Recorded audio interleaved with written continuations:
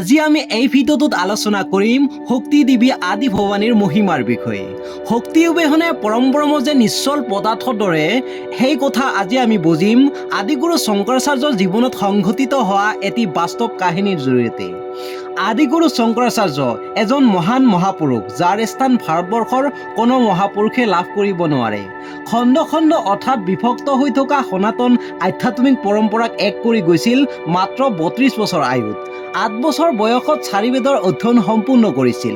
১২ বছৰ বয়সত সকলো প্ৰকাৰ শাস্ত্ৰত পাৰংগত হৈছিল।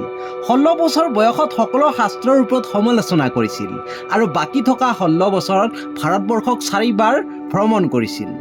আৰু খণ্ড খণ্ড হৈ থকা ভাৰতীয় আধ্যাত্মিক পৰম্পৰাক একতাৰ জোৰেৰে বান্ধি গৈছিল এইজনা মহানতম মহাগুৰু আদিগুৰু শংকৰাচাৰ্যই।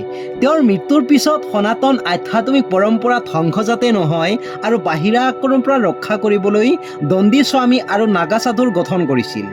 দণ্ডী স্বামীৰ কাম আছিল সনাতন পৰম্পৰাৰ ওপৰত লগোৱা অভিযোগ শাস্ত্ৰাত অৰ্থাৎ যুক্তিৰ দ্বাৰা খণ্ড খণ্ড কৰা আৰু সনাতন আধ্যাত্মিক পৰম্পৰাক প্ৰতিষ্ঠা কৰি ৰখা। আৰু নগা সাধুৰ কৰ্তব্য হ'ল বাহিৰা আক্ৰমণৰ পৰা তেওঁলোকক ৰক্ষা কৰা আৰু সনাতন সৃষ্টিৰাজি ৰক্ষা কৰা, তেওঁলোকৰ ভাষাৰে উত্তৰ দিয়া। পিছে আজি আমি বুজিম এইজন মহাপুৰুষ আদিগুৰু শংকৰাচাৰ্যৰ এটি বাস্তৱ কাহিনীৰ জৰিয়তে দেৱী মাৰ অস্তিত্ব আৰু পৰম ব্ৰহ্মৰ সম্পৰ্কৰ বিষয়ে। শংকৰাচাৰ্য আছিল এজন পৰম ব্ৰহ্মৰ ওপৰত বিশ্বাসী। এই সমস্ত ব্ৰহ্মাণ্ড ব্ৰহ্মময়। তেওঁ হ'ল একজন ঈশ্বৰ, নিত্য আৰু সনাতন। সকলো জীৱৰ দেহত আত্মা হিচাপে বাস কৰে। শক্তি নিৰপেক্ষ ব্ৰহ্মই একমাত্ৰ সত্য।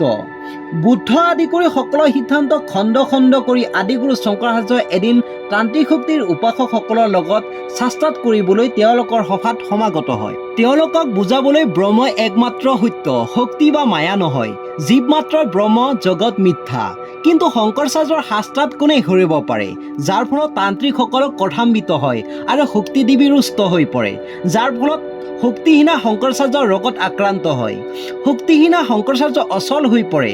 ৰোগত আক্ৰান্ত শক্তিহীনা শংকৰাচাৰ্যই এদিনা নদীৰ পাৰত ব্ৰহ্মবন্ধনা কৰিবলৈ যাওঁতে নদীৰ পাৰত দুৰ্বল শংকৰাচাৰ্যই শক্তিহীনা হৈ সেই নদীৰ পাৰত বহু সময় ধৰি অচল হৈ অহা যোৱা ৰাস্তাত পৰি থাকে।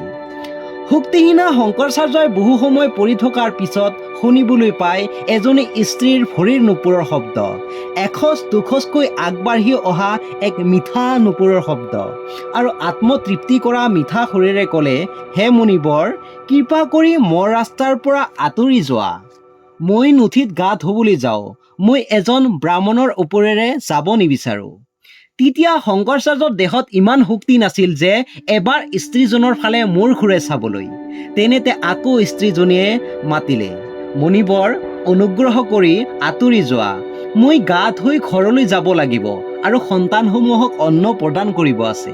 তেতিয়া উপায়হীন শংকৰাচাৰ্যই লাহেকৈ ক'লে, হে মা, মই আপোনাক বাট এৰি দিয়াটো দূৰৰে কথা, মোৰ এই কুমণ্ডল অৰ্থাৎ ঘটিটো উঠাবলৈ মোৰ গাত শক্তি নাই। বহু সময় ধৰি ইয়াত পৰি আছো। বহুত পিয়া লাগিছে মা, দয়া কৰি নদীৰ পৰা পানী আনি মোৰ ক্ষুধা তৃপ্ত কৰা মা। তেতিয়া তেওঁৰ মাত শুনি স্ত্ৰীজনীয়ে এটি মিঠা হাঁহি মাৰি শংকৰৰ মূৰটো নিজৰ কোলাত তুলি লয় আৰু মনোমোহক হাতেৰে মূৰত হাত বুলাই দিয়ে আৰু মাতৃয়ে সন্তানক স্নেহ কৰাৰ দৰে শংকৰক পানী খুৱাই দিয়ে আৰু চঞ্চল ভাৱেৰে শংকৰক প্ৰশ্ন কৰে, কিয় পুত্ৰ? তোমাৰ মতে শক্তি নিৰপেক্ষ ব্ৰহ্মই একমাত্ৰ সত্য, জীৱ মাত্ৰই ব্ৰহ্ম, জগত মিথ্যা। তুমিতো ব্ৰহ্মৰ পূজাৰী, তোমাৰ গাত ব্ৰহ্ম বিৰাজমান, শক্তি অবিহনে অচল হৈ পৰিছা কিয়? শংকৰাচাৰ্যই এই প্ৰশ্নৰ উত্তৰ দিব নোৱাৰিলে। সেইকাৰণে মৌন হৈ থাকিল। ইমান দিনে পৰম ব্ৰহ্মক একমাত্ৰ সত্য বুলি সিদ্ধান্ত প্ৰতিষ্ঠা কৰি ফুৰা শংকৰে এই কথা গ্ৰহণ কৰিব বিচৰা নাছিল। তেতিয়া আকৌ এবাৰ সেই স্ত্ৰীজনীয়ে মাতৃভাৱেৰে ক'লে, তুমি শক্তিৰ অনুমতি অবিহনে, শক্তিৰ বিৰুদ্ধে, শক্তিৰ পূজাৰী তান্ত্ৰিকসকলক শাস্ত্ৰাত কৰিবলৈ আহিছা। এতিয়া ক'ব ধৰিছা লৰচৰ কৰিবলৈ শক্তি নাই। হে পুত্ৰ, তোমাৰ যি অৱস্থা, তোমাৰ আৰাধ্য পৰম ব্ৰহ্ম অৰ্থাৎ পৰম ঈশ্বৰৰ একে অৱস্থা, বিনা শক্তিৰে অৰ্থাৎ মোৰ অবিহনে। সেই কথা শুনি লগে লগে বুজি উঠে যে ইয়াক কোনো সাধাৰণ স্ত্ৰী নহয়। সৰ্বপ্ৰাণ শক্তিৰে মূৰ তুলি চাই দেখে যে কাষত কোনো নাই আৰু অতি আশ্চৰ্যজনকভাৱে শংকৰ আৰোগ্য হৈ পৰে তাৎক্ষণিকভাৱে আৰু শংকৰে নিজৰ ভুল অনুভৱ কৰে। দুই চকুৰে যেন অশ্ৰু নিগৰি পৰে। সম্পূৰ্ণ ব্ৰহ্মাণ্ডৰ চালিকা শক্তিৰ অস্তিত্ব কি তাক বুজি উঠে। আদি শক্তি কণ, সি দিবী শক্তি কণ, শক্তি অবিহনে পৰম্পৰমৰ কোনো অৰ্থহীন তাক বুজি উঠে।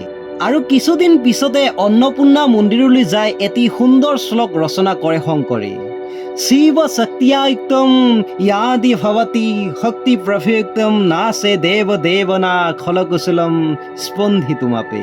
অৰ্থাৎ শিৱ অৰ্থাৎ ব্ৰহ্মই শক্তিৰ কাৰণে এই ব্ৰহ্মাণ্ড ৰচনা কৰিব পাৰে। হে দেৱী, আপোনাৰ অবিহনে অচল তেওঁ স্পন্দন কৰিব নোৱাৰে, কিঞ্চিত লৰচৰ কৰিব নোৱাৰে, প্ৰাণহীন শৰীৰৰ দৰে নিশ্চল হৈ পৰে। শংকৰৰ এই বাস্তৱ জীৱন কাহিনীটোৰ পৰা বুজিব পাৰি যে মা আদি ভৱানীৰ মহিমা কিমান, তেওঁৰ শক্তি কিমান। কলিৰ যুগত যিজনী মায়ে প্ৰত্যক্ষভাৱে দৰ্শন দিয়ে তাৰ তেজ বিষয়ে আমি তুচ্ছ প্ৰাণীয়ে ব্যাখ্যা কৰিম কিদৰে।